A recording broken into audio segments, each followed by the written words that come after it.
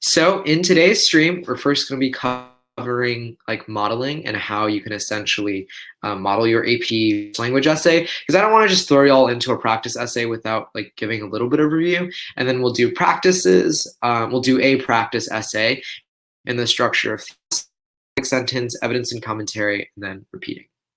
In terms of modeling, I don't know if you've like watched the intro body paragraph streams either, but on rhetorical analysis essays, it's really, really important that you annotate the prompt, annotate the article, and then like write a sample thesis, all in that one. The first step is batting the prompt. That means analyzing the background, advice, and task. So the background is like considering each sentence in context, thinking of like, oh, if this is in the 1860s, what time period is this? What kind of like attitudes they have towards specific issues, and what are the facts that the prompt gives me, and what are the implications? The advice is what the prompt is advising you. So they say that I should this and this and this. I should do this. And the task is what do they want to do? So that's batting. All right. So in this case, we have this image. In 1830, John Down traveled to the United States from England and took a job so that he could earn enough money to enable his wife and children to join him. Read the following letter from Down to his wife, then write an essay in which you answer the rhetorical strategies that Down uses to convince his wife to emigrate to the US. So I would like you to annotate this prompt. If you want to bat it, so find the background, find the advice, find the task. I know it's a little bit tough on mobile potentially. So if you also want, you can just way you would in your regular AP English class, or the way you annotate it right now. Because honestly, I don't want to change things up from you that make you uncomfortable or are different. The way you've always done it. So yeah, draw it. So how I would annotate this. So first we'll look at Stephen's BAT. So here he highlights the B. In 1830, John Down, a weaver, traveled to the US from England. So that is the background. It tells you like in the 1830s, immigration from Western Europe, and took a job so he could earn enough money to enable his wife and children to join him. Read the following letter from Down to his wife, then write that you analyze the rhetorical strategies that Down uses to convince his wife to emigrate to the United States. Okay, to answer your question, Stephen, you asked, would that be advice? The bottom underline. Actually, the write an essay in which you analyze, starting from that is all the task. The analyze is just the read the following letter from Down to his wife. Sometimes different prompts. This is a prompt from 2008, but you will see in newer prompts that, or actually this is like 2011 actually. In newer prompts, the read the following letter would be followed by some other sentences. All right, I want to see if there's any other student submissions. And whenever y'all are done, submit on Nearpod, and I'll show y'all on my screen. After you finish annotating, just click the submit button, and then we'll review it live on the stream. And that's, and in about 20 seconds, I'll just start doing my own BAT and how I would annotate them. And also be aware, there is no highlighting, no highlighters on the AP test. So I would actually encourage you not to highlight. That's okay if you like highlighted already, no big deal. Okay, cool. So this is how I would highlight it, or how I'd annotate it, sorry. Let's shrink it a little bit. So in 1830, John Down, a weaver, traveled to the United States from England. That's the first part. And I normally wouldn't box it. I'd probably like bracket it. And took a job so that he would earn enough money to enable his wife and children to join him. So that information is really, really important, that he and wife and children to join him. This is all background. So you think, oh, this is the 19th century. We have people emigrating towards the US. Good job. By the way, if you're new here, check in the chat. There's a Nearpod code, and that's where we're going to be doing the most part of our essay writing today. And it's just a way to, and for me to look at y'all's annotations, and also like for you to submit your theses, things like that. All right. Okay, so that's all the background. All of your annotations will come. Read the following letter from Down to his wife. That is your advice. What are they asking you to do? What am I going to do? And the task is to analyze the rhetorical strategies that Down uses to convince his wife to emigrate to the United States. That is the task. And I know, kind of sloppy, but yeah, click submit and it's in. Let's see if any of y'all's are in. Yep, that's in. Yeah, so BAT, that. So I guess we'll move on to the next slide. So in terms of modeling, remember that when you're writing your theses, and by the way, if you can't be on Nearpod, that's okay. Like leave your comments, like type your theses and things like that. Just go ahead and type them in the comment section and we'll make it work. All right. Okay, where was I? We're going to do a modeling review.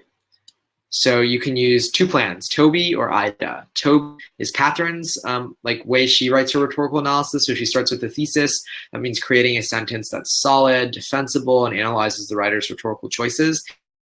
To your outline, that means you quickly jot your ideas to help you plan your written response. And then finally, you end with your big idea, the lasting impact of the text, the message that makes it like, why does this text matter? I use the IDA method, but I also try a little bit of TOBY occasionally. I think they honestly work hand in hand. The IDA method, you first identify rhetorical devices or things like diddles, which is diction, imagery. I'm forgetting, yeah, I'm like blanking right now. Details, language, and syntax. So details are like just like details from the prompt. Language is figurative language, like similes, metaphors, personification. And the S is for syntax in terms of like sentence structure. Then you do the D, which is decide. Figure out if that those rhetorical devices like link to your thesis or the author's purpose. And finally, you analyze. How does this impact the audience and why did the author use that device in the first place? So what strategy do you want to use on the AP exam? So in your rhetorical analysis, do you prefer IDA? Do you prefer TOBY? Do you want to use both? Or another strategy from my AP Lang teacher? Go ahead and answer the poll. My personal answer, a mix of both. All right, cool. Let's move on. So in terms of your thesis, the way I would model it is first you want the what.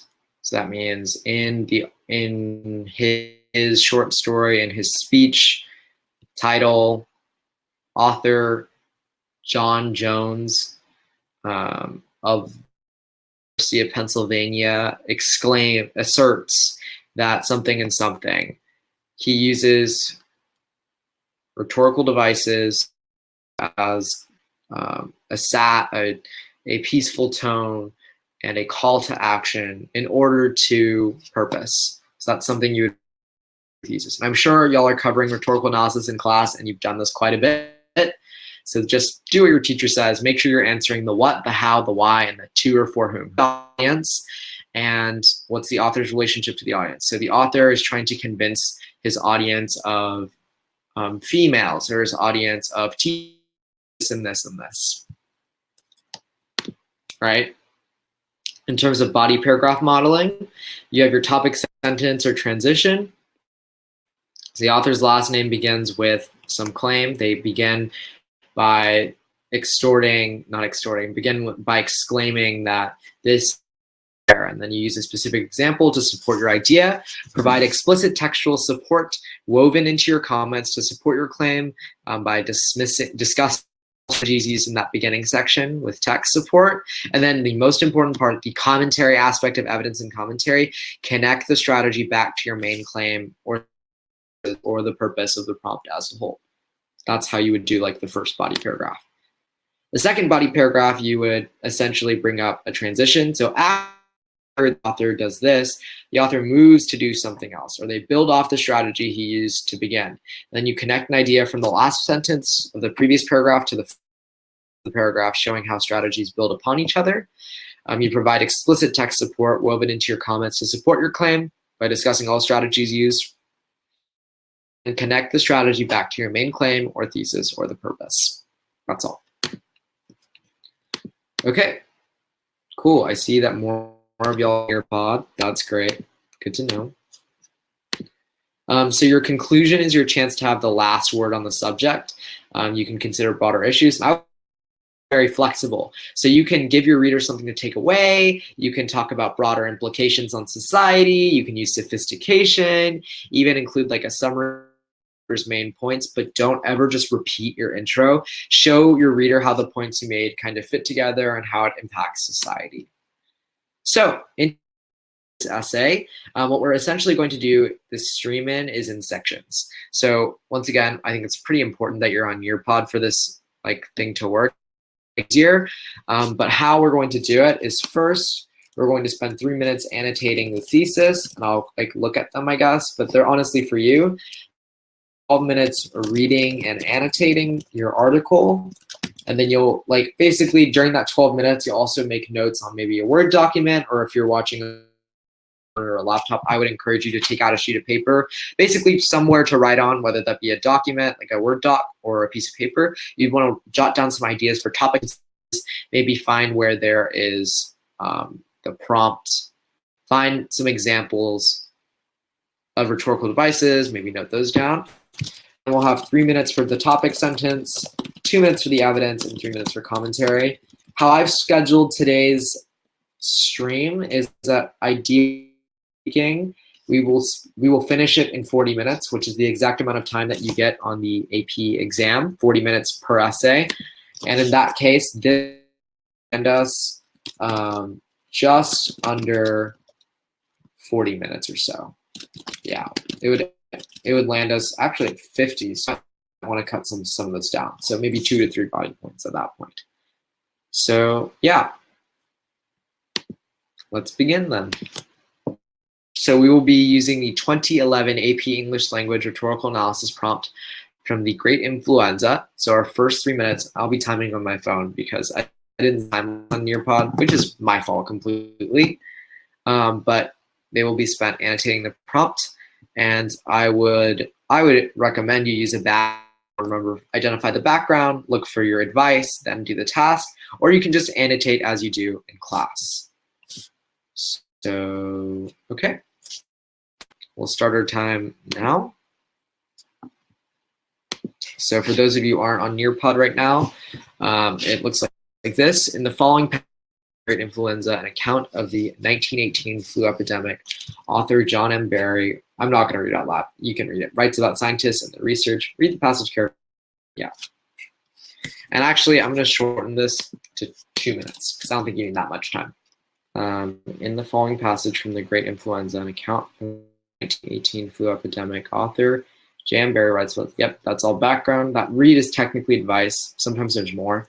Then analyze how Barry uses rhetorical to characterize scientific research. That's your task. Cool. And we are approaching our 2 minute mark. So in about 10 seconds. And while that happens, I'll just do my own BAT. So yeah, this is mine. So I think the main piece of background in this prompt is the 1918 flu epidemic. Your A is the read the passage carefully, your advice or what you're doing. And then the task is analyze how Barry uses rhetorical devices to characterize scientific research. Is there any prompts that would give an advice that is other than to read the passage? That's a good question. Here. So if we check the AP Lang released free response, I think I can show you that, Stephen. So just give me a second. Sometimes you'll get a read and think about something. That's an example in which your advice would be a little bit longer. It also comes up a lot in AP English literature.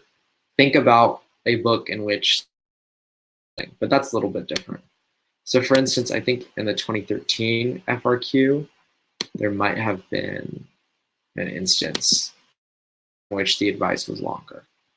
Also, batting your prompt applies to rhetorical analysis, synthesis, and argument.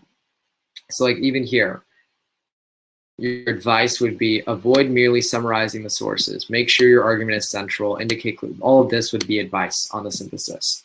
And then here in this question too, I would argue like support your analysis with specific references to the text.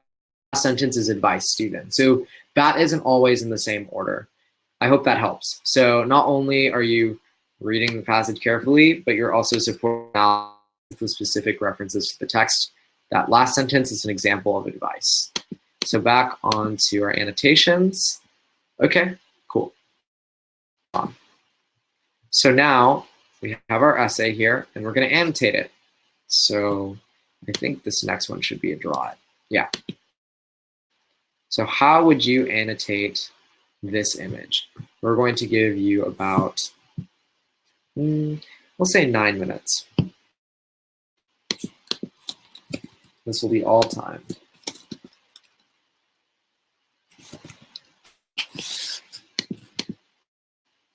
Annotate it myself really quickly. Strength.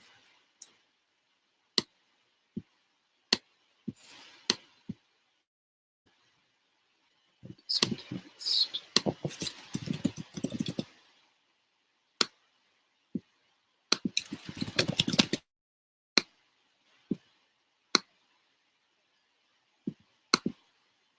So as you can see here, it's a little bit more difficult than when you're just doing paper or something like that. But you can still work with it. So like for instance, for your pod, welcome everybody. That first thing I noticed on this prompt is the repetition and uncertainty. So that should tell you something. I think of it as contrast. And by the way, this is an official prompt that not my AP, that College Board used. Certainty makes me think.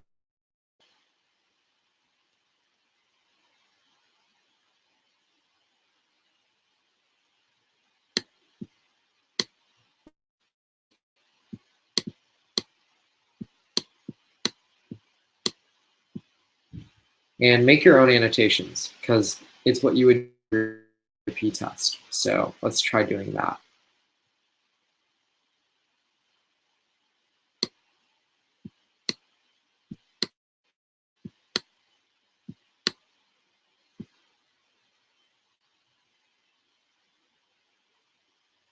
And you have about 7.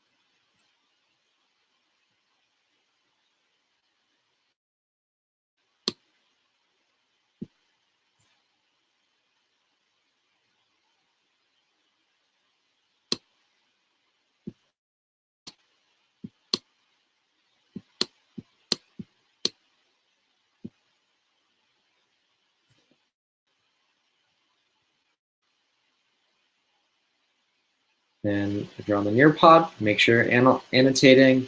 If not, you can just look at what I'm displaying in here and just like note devices in the chat. But if you're on Nearpod, just keep annotating on Nearpod.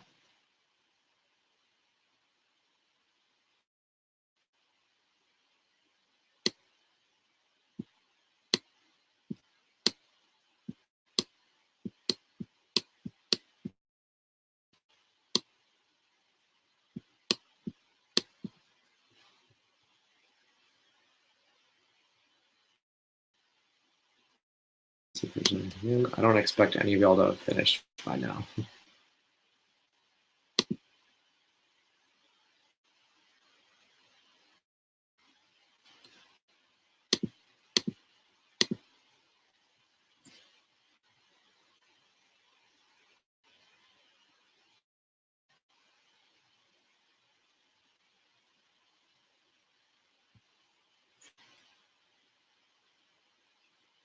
And I also wanted to remind y'all what the thesis, what the prompt was in case you might have forgotten.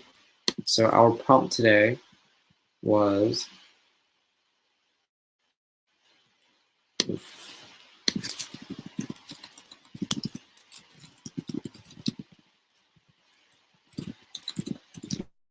annotating. Sorry.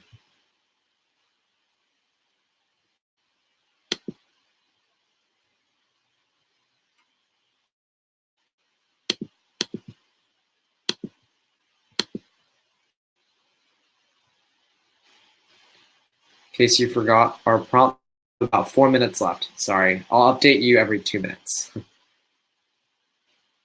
Our prompt, this is not the right prompt.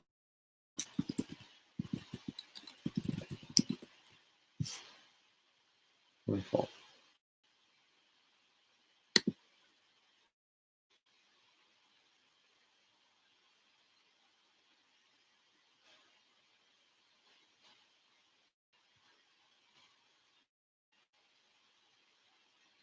Here we go. In the following passage from The Great Influenza, an account of the 1918 flu epidemic, author John Barry writes about scientists and their research. Read the passage carefully, then in a well-written essay, analyze how Barry uses rhetorical strategies to characterize scientific research. That is your prompt, and I would encourage you to annotate to that prompt. You have 3 minutes remaining.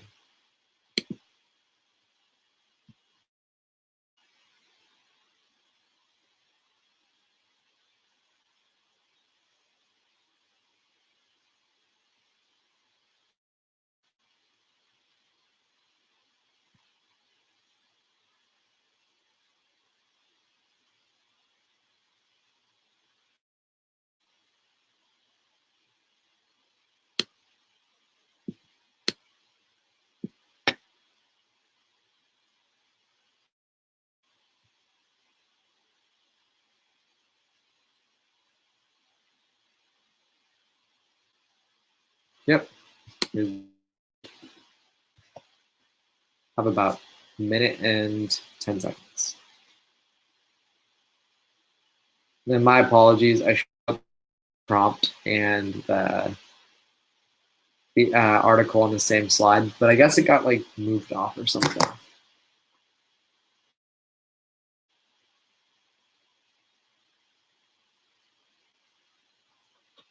And yeah, you have 2 minutes.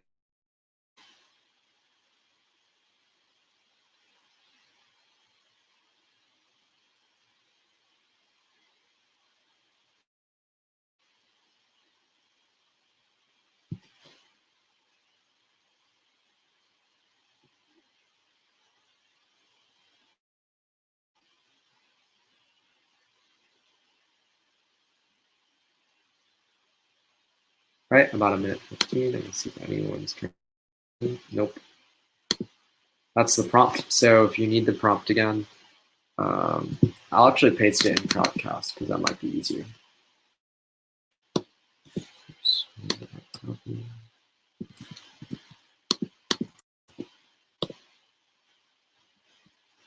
Yeah.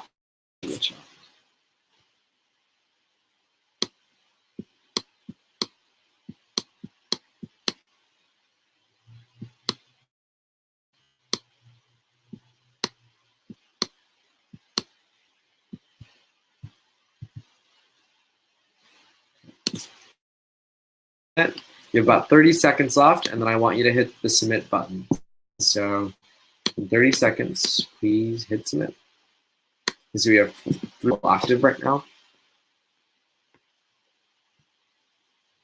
Okay, that's mine.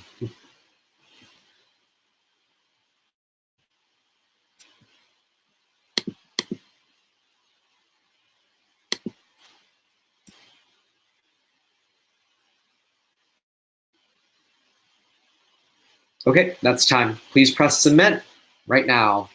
So on the real like test day, I encourage you to bring a watch that doesn't sound, or even like look at the clock and literally allocate yourself 10 minutes max. Please press submit. Please press submit. So the most important part of rhetorical analysis, in my opinion, is annotating. So we're going to go through some of things first, and then we'll go into our like I got be doing. So I already see one right here. Okay. I click the share button.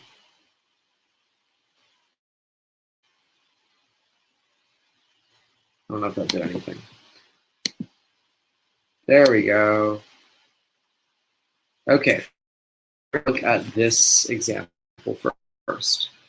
Certainty creates strength. That's the T for thesis. Or might be like however you annotate, good for you. Certainty creates strength. Certainty creates one. I see you have your, you have a key. T for thesis, counterclaim. BC for broader context. HS for historical significance. C for claim. M for metaphor. Q for questioning. I don't know necessarily if that's the thesis of the article, but to some extent, I agree. I would say that to be a scientist, you have to have the courage to accept. So that part right there is what I would say is the thesis. But that's an interesting interpretation. Yeah, this is some good broader context for sure. These are metaphors. That's rhetorical questions. It's a good identification. I see there is a claim. So your thesis is in 1918 during a flu. M. Berry writes about scientists and their research using metaphors, historical claims, and questioning techniques that effectively engages the reader in a way that characterizes scientific through an exciting manner. I don't know how to end off the thesis. That's fair, Stephen. I'm assuming this is Stephen. So I didn't get to my thesis, and I'm probably just going to type it out in the Crowdcast chat because that's on me. So let's see if there's any other. We have this one submitted, which is just blank. That's okay. We'll look at mine, I guess. So here, what I wrote is I underlined some stuff. I'll click the share button. Sorry. So on mine, what I always do is I first look for all I read. I see certainty, certainty, uncertainty, uncertainty. I note that down as anaphora. I also note that down as antithesis, because that's what it is. And then I see there's not the courage, it is the courage. That's broad juxtaposition. And it's also, what's the author's purpose? That he wants to sort of convince people that scientists have courage to accept. And then I found a simile here, like a crystal. Some of the stuff you found earlier, I don't know, but whoever annotated, I'm assuming it's Stephen. I didn't find the historical claim, so good for you for that, because sometimes we find different annotations. It's like this thing of everything, the fact that that's italicized seems to indicate that like he wants to place extra emphasis on it. And yeah, thank you for annotating. And then this part is just rhetorical questions. And this part is an extended metaphor about a flood of colleagues will pave roads, because like there wasn't a road actually paved, things like that. So off the top of my head, using this passage, my thesis would be thesis in the, there was in the 1918 flu epidemic account, the Great Influenza, author John Berry explains the necessity for scientists to embrace uncertainty in order to, I like using in order to because it makes a very clear purpose, to characterize scientific research to his audience of the general public that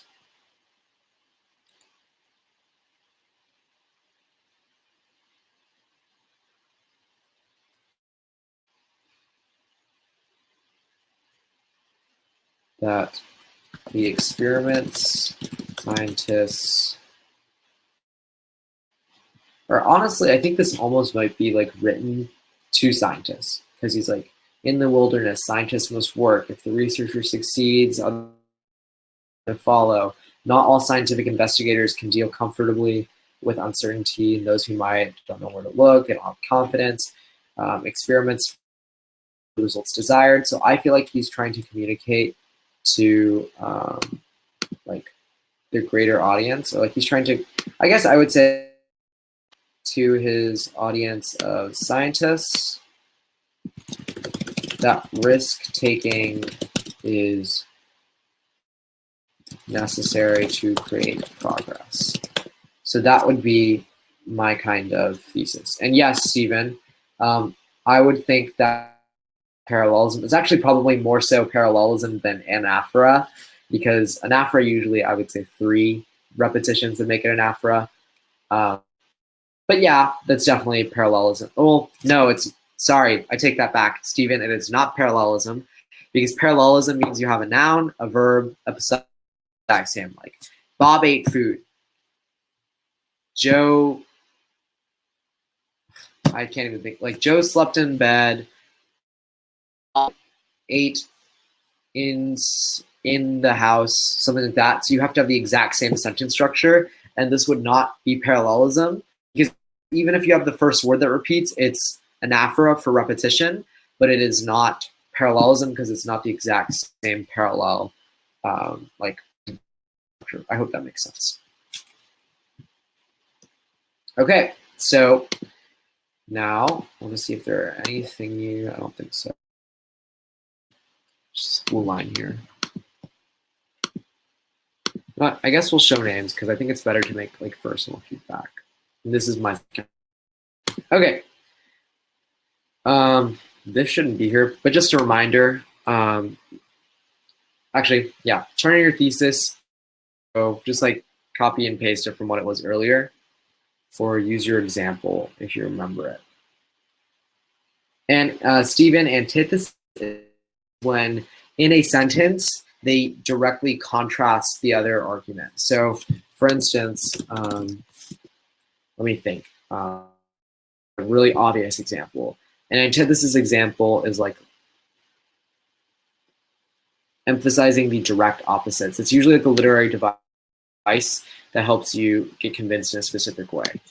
So I think even this like website highlights a really, really great example of antithesis, which is why I'm pulling it up, because like it's not coming up. So like it was the best of times, it was the worst of times. That's an example of antithesis. Or better to reign in hell than serve in heaven. So using those contrasting arguments, that would be an example of antithesis. So yeah, I probably should have told you to your prompt or leave your thesis in there. Actually, I don't see a point in showing pseudonyms. So if we go back, actually, I can find your thesis. In during a flu epidemic, John M. Barry writes about scientists and their research using metaphors, historical claims, and questioning technique. Engages the reader in a way that characterizes scientific research through an exciting manner. Okay. Sorry. Yes. There we go. Sorry if I exited out on you, Stephen. You can keep typing if that's a thing.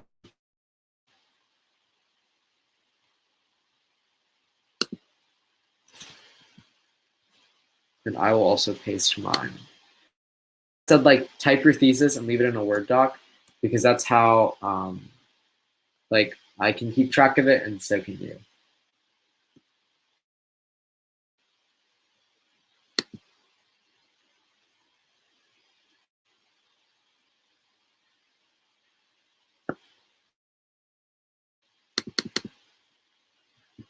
Sorry, my earpod crashed on me.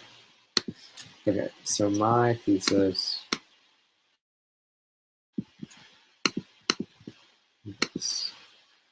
Yeah, feel free to edit your answer. Sorry about that.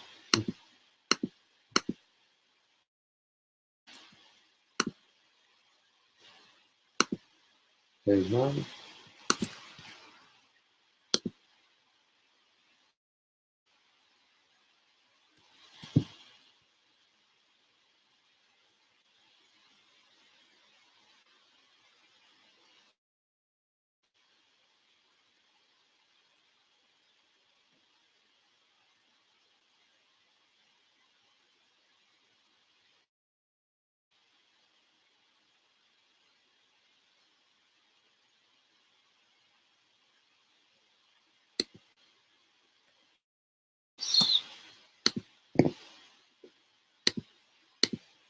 And let me see if any of y'all submitted your new theses.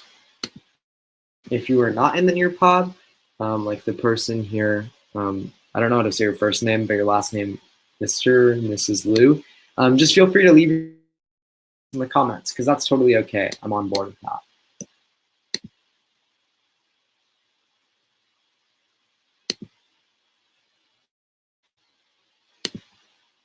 Let me know, Stephen, if you're still typing your thesis, because if not, then we'll just move on. Cool. So now we have our prompt with our essay. So it should look like this. So now that you've annotated and you found some of those devices, now we'll start crafting some of our examples. So I'm not sure if we can go into the past, but that's okay. Oops, that shouldn't say that. All right, so let's add an open-ended question. So what is your first topic sentence?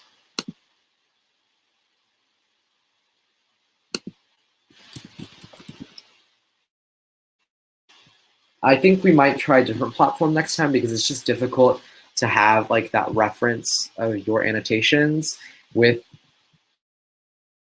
the example of your topic sentence. So that's on me. But if you were able to like save your annotations, just like write down a topic sentence. And I think we'll just do one body paragraph and just to keep it short today, because I don't want to keep you until 7 something.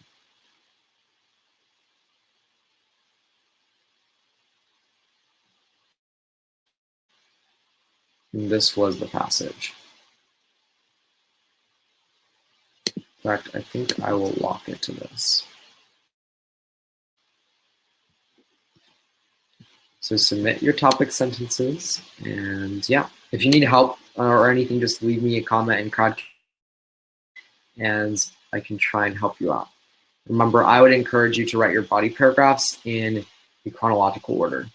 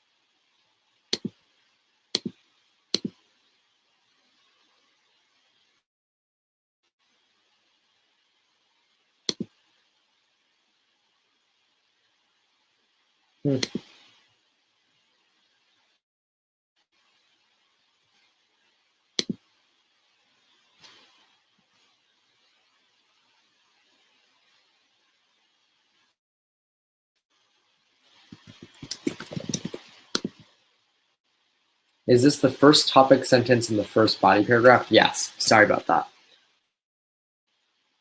I didn't see your comment there for a sec. So my first body paragraph topic sentence would be something along the lines of, to introduce his argument, the author, which in this case is Barry. Barry utilizes anaphora, no, I would say juxtaposition actually. Juxtaposition and asserting that certainty creates strength, yet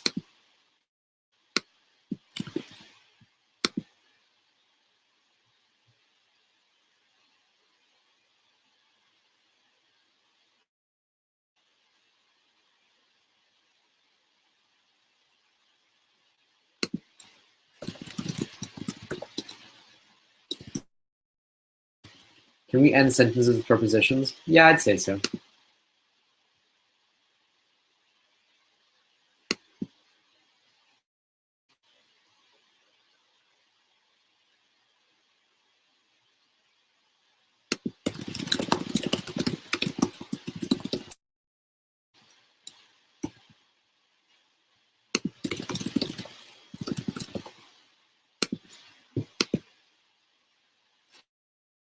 Okay. I don't know in what scenario you would, but yeah, you could.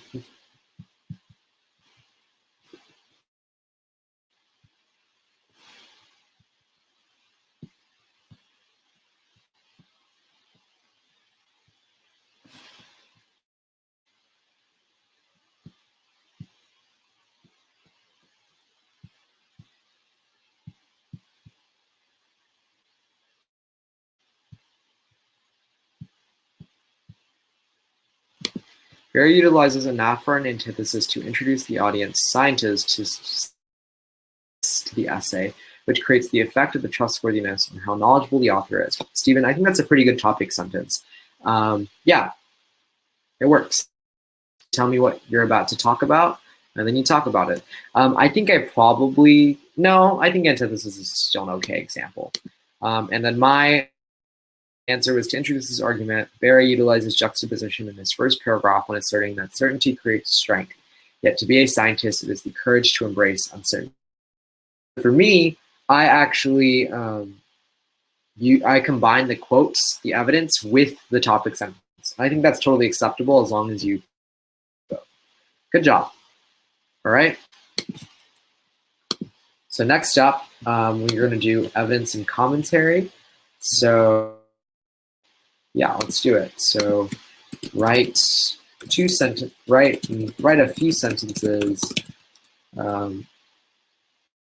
being specific text evidence and including your own analysis or commentary. So now let's do that. So I'm going to once again put up this FRQ for this, and then this will be the last thing we do, Stephen and whoever else is on the stream today, or if you're watching the replay. And then afterwards, we'll do a quick wrap up.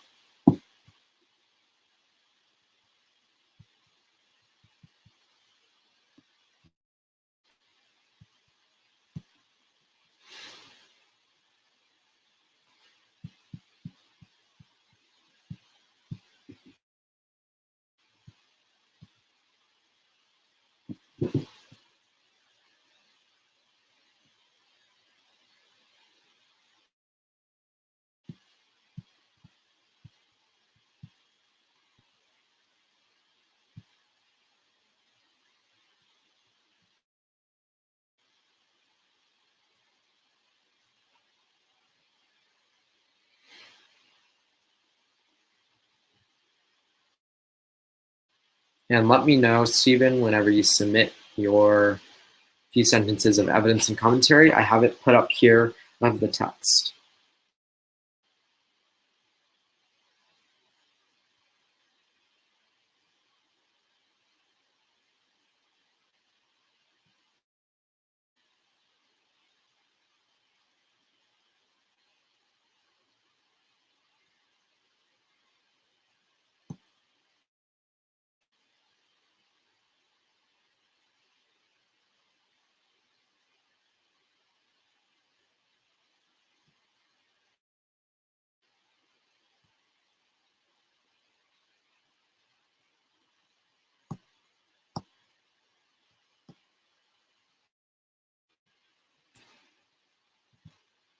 Okay.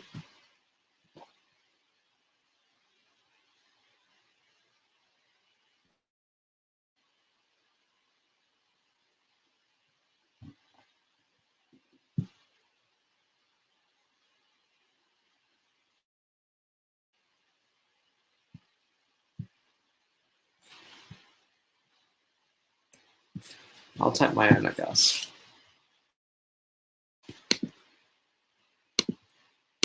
Sorry. Here's what I'm going to do. Screenshot it and aside from this stuff.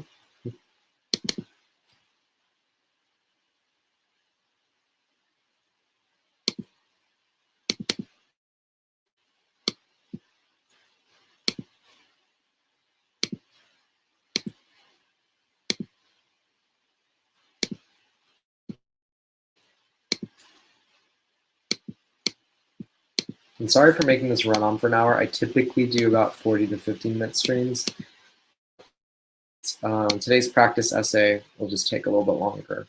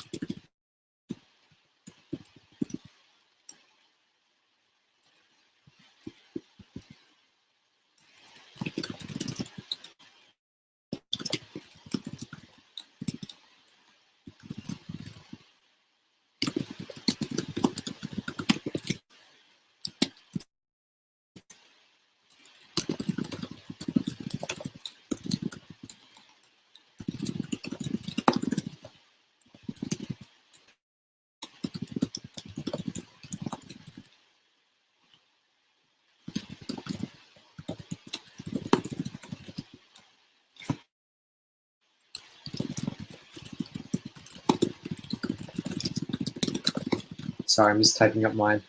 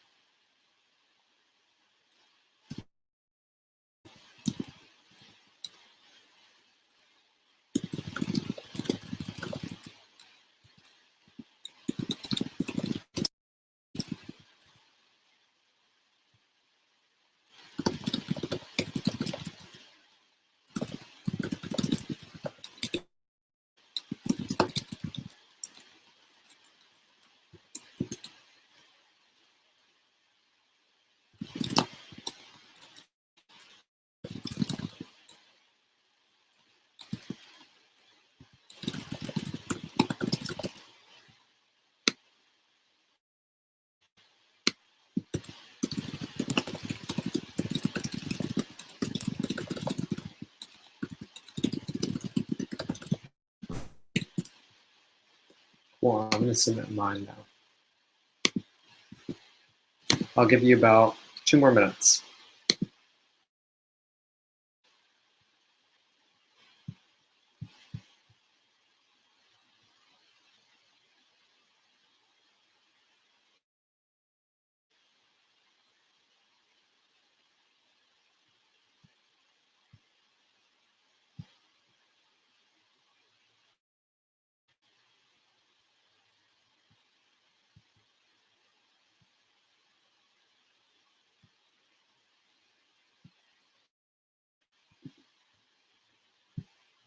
All right, about 1 minute remaining.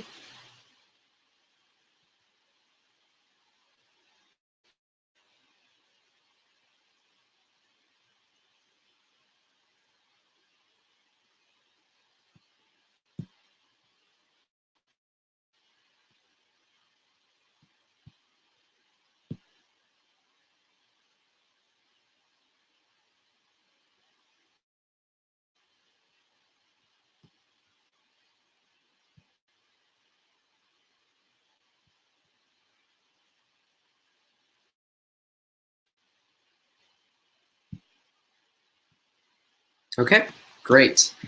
Berry's use of antithesis as shown through certainty creates strength, uncertainty creates weakness, delineates the writer's abstract ideas that would be portrayed throughout the essay.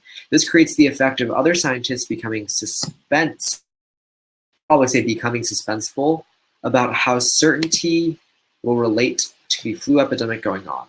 During the first paragraph, the use of an aphorism helped go through the essay, making it a coherent piece. This seemingly makes it so that the reader goes into the body paragraphs with a quick sense of flow. After reaching the core of the passage, through plentiful metaphors and rhetorical questioning. That's a pretty solid evidence and commentary. I just think it's centered a little bit more on evidence and a little less on the amount of comments. So like, for instance, like you talk about the metaphors and questioning. I don't even know if that's necessarily needed in this paragraph because you're going to talk about it later. I think it serves as a pretty good transition sentence. So what I would do to improve this is just add a little bit more about how the use of the contrast of abstract uncertainty and certainty, how that helps build the author's purpose and how it actually makes his message communicated out to the audience a little bit more. So I'll show you how I did that. So I say Berry utilizes antithesis when inserting that certainty gives one something upon which to lean, yet to be a scientist requires you to embrace certainty. The author utilizes the antithesis because it places emphasis on the importance of uncertainty when conducting research, directly communicating to his audience the importance of taking action when uncomfortable. Moreover, the author's use of antithesis helps build his purpose of characterizing scientific research as risky and intentional. The additional emphasis on cast by the antithesis, Berry more effectively communicates his message to the audience of scientists. So what I do a little bit different from you, Stephen, is what I kind of like link back to my thesis. And I think that that's a little bit helpful in terms of AP readers, because what you want to do in every single body paragraph is link back to the and make sure that you're just like constantly like restating your point almost and making it very clear what your message was. But I think that was a very good start. And we'll be doing rhetorical analysis review throughout the year, so you'll have more opportunities to write body paragraphs. But thank you so much for being an active participant. Oh, we have another one. It uses repetitive phrases that begins with certainty and uncertainty to emphasize to the readers how important it is for a scientist to embrace uncertainty. In the beginning of the passage, uncertainty creates weakness to show readers something. Stephen, I think you can have multiple rhetorical paragraph. I used to do two, but honestly, I think having one per paragraph allows for more like analysis of each one. But I would do what your AP teacher tells you to do, because honestly, what you're doing in class and what you'll be writing for class is what's best. I prefer doing one per paragraph, and that's why I up to 4 body paragraphs. But honestly, like I've also done like 3 body paragraphs of 2 devices each, and that also works. But great question. Thank you so much. Yeah, I think this is a good start. I don't know if this is like a completed body paragraph because you kind of end it on to show readers. But what's really good is the whole statement of the device and the purpose of the use of the device. So what I like to do in my paragraphs is I like to first like give the example, why the author used it, and how the use of that device helps them build their purpose. So those 3 things are absolutely necessary, in my opinion, for every single one of your body paragraphs. Just be careful not to summarize, because summary is death. So don't ever do it. All right. Okay. So we're actually going to go end this activity and conclude it. So do you have any questions for me about rhetorical analysis, Fiveable? If you have any questions, please let me know, because I'd be glad to answer them. And yeah, I'll leave it about an extra 30 seconds or so before I conclude the stream.